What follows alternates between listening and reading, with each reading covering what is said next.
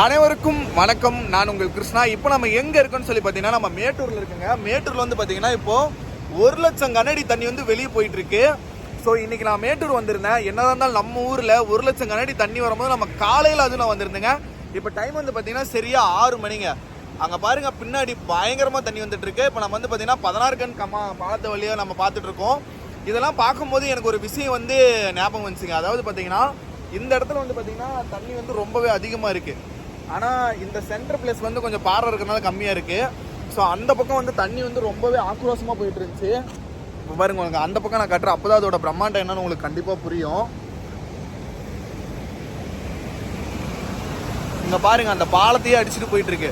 இதெல்லாம் பார்க்கும்போது எனக்கு என்ன ஒரு விஷயம் இந்த இடத்துல ஞாபகம் வந்துச்சுன்னா, 2000 வருஷத்துக்கு முன்னாடியே இவ்வளோ லட்சம் கண்ணாடி தண்ணி வரும்போது நம்மளுடைய கரிகாலன், அதாவது பார்த்தீங்கன்னா நம்மளுடைய கரிகாலன் எப்படிங்க கல்லணையை கட்டியிருப்பாரு கொஞ்சம் நினைச்சு பாருங்க.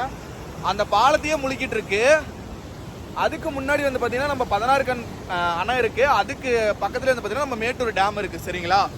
ஆனா 1 லட்சம் கனஅடி தண்ணி வரும்போதே தண்ணி இவ்வளோ இதுவாக போயிட்டு இருக்குன்னா, கிருஷ்ணராஜர் சாகர் அணையா இருக்கட்டும், அல்லது கர்நாடகாவில் இருக்கக்கூடிய கபுனி அணையா இருக்கட்டும், அதுக்கப்புறம் நம்ம மேட்டூர் அணையா இருக்கட்டும், இந்த எந்த அணைகளுமே இல்லாத 2000 வருடத்துக்கு முன்னாடி இதை விட தண்ணி வந்து பார்த்தீங்கன்னா பல லட்சம் கண்ணாடி தண்ணி வெளியே போயிருக்குங்க.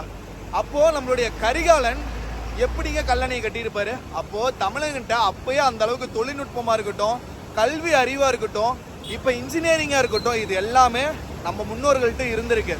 ஸோ நம்மளை படிக்க வச்சது வந்து பார்த்தீங்கன்னா இப்போ இருக்கிற எந்த தாத்தாவும் கிடையாது, நம்மளுடைய கரிகாலன். அதுக்கப்புறம் நம்மளுடைய தொழில்நுட்பம் இது எல்லாமே பழங்கால தமிழர்கிட்ட கண்டிப்பாக இருந்திருக்கு. எதனாலனா இங்கே பாருங்கள், இவ்வளோ தண்ணி போகும்போது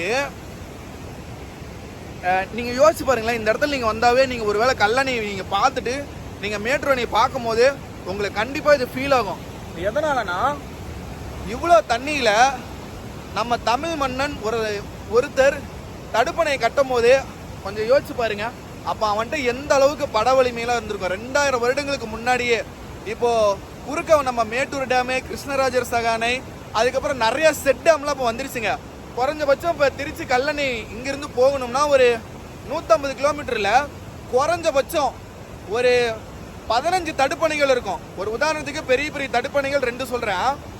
ஒன்று வந்து பார்த்தீங்கன்னா நம்ம கிருஷ்ணராஜர் சாகர் அணை, 2வது நம்மளுடைய மேட்டூர் அணை, அதுக்கப்புறம் 8 தடுப்பணைகள், கடைசியாக முக்கொம்பு, அதுக்கப்புறம் தான் திருச்சிக்கு அந்தாண்ட இருக்கக்கூடிய நம்மளுடைய கல்லணை போய் சேருது அப்படின்னு கூட சொல்லுவேன்.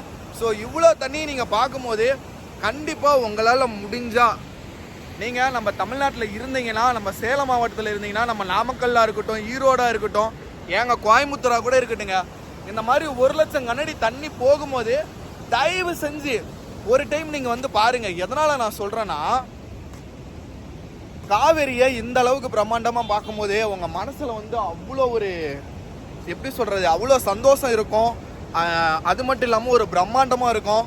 நம்ம எவ்வளவோ மூவிக்கு போவோம் அல்லது மாலுக்கு போவோம், என்டர்டைன்மெண்ட்டாக எவ்வளவோ விஷயங்கள் இருக்குங்க.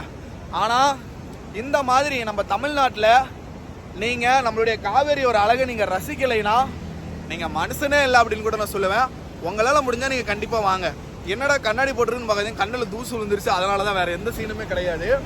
ஸோ உங்களால் முடிஞ்சால் கண்டிப்பாக இந்த டைமு மேட்டூருக்கு தயவு செஞ்சு வாங்க. ரொம்பவே பிரம்மாண்டமாக இருக்கும். அந்தான போனால் ஃபோனை போட்டுருவோம் போல இருக்குது. நம்ம இந்த பக்கமே ஃபோனை வச்சுக்கலாம். ஸோ உங்களால் முடிஞ்சால் கண்டிப்பாக மேட்டூர் வாங்க மக்களே. வந்துடுங்க. வந்தீங்கன்னா மேட்டூர் சுற்றி பார்க்கலாம், மேட்டூர் டேமுக்கு பின்னாடி சுற்றி பார்க்கலாம், மீன் எடுத்து சாப்பிட்லாம். அதுக்கப்புறம் போட்டிங்லாம் போக முடியாதுங்க. நம்ம ஊரில் வந்து பார்த்தீங்கன்னா நிறைய பேர் என்கிட்ட கமெண்ட்டில் கேட்டிங்க, ப்ரோ போட்டிங் போகலாமான்னு சொல்லிட்டு.